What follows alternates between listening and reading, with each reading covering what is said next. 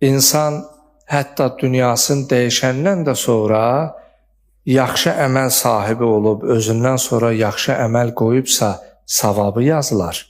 Əgər özündən sonra pis adət, pis ənənənin təməlini, özünü qoyan olubsa, ölüb geçsə də belə yenə o pis əməli eləyənlərin günahından ona da gələr. Allah Teala Quran-ı Kərimdə mübarək Yasin surəsinin 12-ci ayəsində buyurur: "Və nəktubu ma qaddəmu və atharahum."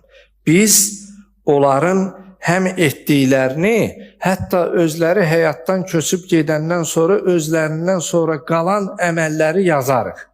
Yaxşıdırsa yaxşını yazarıq, pisdirsə pisi.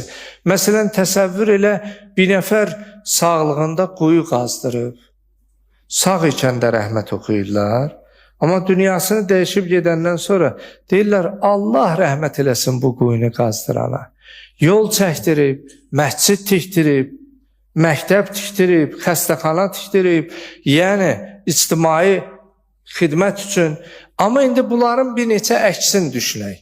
Məsələn, təsəvvür elə bir adət qoyub ki, özündən sonra insanlar ancaq onlardan ziyan və zərər görürsə, özündən sonraki gələnlər o əməli edirlərsə, hamısı günah etdikcə həmin insana da o əməldən günah yazılır.